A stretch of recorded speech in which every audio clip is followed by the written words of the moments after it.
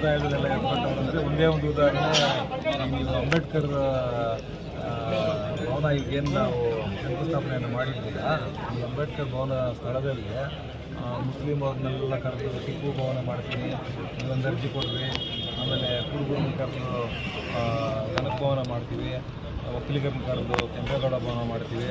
ಅದೆಲ್ಲ ಎಲ್ರಿಗೂ ಜಗಜ್ಜಾಹೀರು. ನಾನು ಯಾವತ್ತೂ ಕೂಡ ನನಗೆ ಅದು ಅಭ್ಯಾಸವೂ ಇಲ್ಲ, ನಾನು ಅದು ಮಾಡೋದು ಇಲ್ಲ. ಇವತ್ತು ಕೂಡ ನಮ್ಮ ಪಕ್ಷದಲ್ಲಿ ಇರ್ತಕ್ಕಂಥವ್ರು ಕೂಡ ಕೆಲವರೆಲ್ಲ ಯಾವ ಸಮುದಾಯದವರು ಅಂತ ಕೂಡ ನನಗೆ ಗೊತ್ತಿಲ್ಲ. ಅಂದರೆ ನನಗೆ ಅದರಲ್ಲಿ ಕೆಲಸ ಇಲ್ಲ.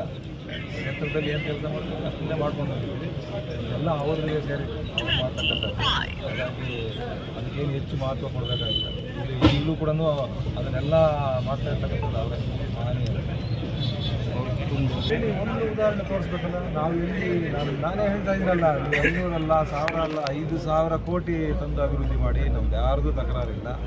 ನಾವು ಕೇಳ್ತಕ್ಕಂಥದ್ದೇನು, ಈಗ ನೀವು ಅವರು ಬ್ರದರ್ ಯಾವುದೋ ಒಂದು ಕಾಮೆಂಟ್ ಮಾಡಿದ್ದಾರೆ, ಅಂದರೆ ಶಾಲೆಗಳನ್ನ ಇದು ಮಾಡ್ತಾರೆ, ಅದು ಮಾಡ್ತಾರೆ. ನಾವು ಯಾರು ಎಷ್ಟು ಜನ ನಮ್ಮಲ್ಲಿ ಖಾಸಗಿ ಶಾಲೆಗಳು ಅವ್ರ ಸ್ವಂತ ಜಮೀನುಗಳು ಖರೀದಿ ಮಾಡಿ ಮಾಡ್ತಾ ಇದ್ದಾರೆ.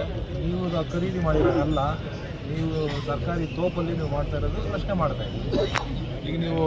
ಈಗ ನಮ್ಮ ಈ ಭವನದ ಮೇಲೆ ಕೇಸ್ ಹಾಕಿದ್ದೀರಾ, ಏನು ನಾವು ನಿಮ್ಮ ಮೇಲೆ ಯಾವತ್ತೂ ಆರೋಪ ಮಾಡಿಲ್ವಲ್ಲ, ನಮ್ಮ ಮೇಲೆ ಆ ಕೇಸ್ ಹಾಕಿಬಿಟ್ಟಿದ್ದಾರೆ ಅಂತ. ಸರಿ, ಏನೋ ಕಾನೂನಲ್ಲಿ ತೊಡಕಾಗಿರ್ಬೋದು, ಮಾಡಿದ್ದಾರೆ. ನಾವು ಅದನ್ನೇ ಈಗ ಅಲ್ಲಿ ಬೆಟ್ಟದಲ್ಲಿ ಡೀಮ್ಡ್ ಫಾರೆಸ್ಟಲ್ಲಿ ಗುಹಾಂತರ ಮಾಡಲಿಕ್ಕೆ ಹೋಗಿದ್ರೆ ಕಾನೂನು ತೊಡಕಾಗಿದೆ. ನಿಮ್ಗೆ ಯಾರು ಪರ್ಮಿಷನ್ ಕೊಟ್ಟರು, ಯಾರು ಇದನ್ನು, ಯಾಕೆಂದರೆ ಅದು ಮಾಡೋಂಗಿಲ್ಲ. ಡೀಮ್ಡ್ ಫಾರೆಸ್ಟಲ್ಲಿ ಇರ್ತಕ್ಕಂಥ, ಯಾಕೆಂದರೆ ಇವಾಗೆಲ್ಲ ಮಾಡಿರೋದು 30 ವರ್ಷಗಳ ಹಿಂದೆ ಮಾಡಿರೋದು.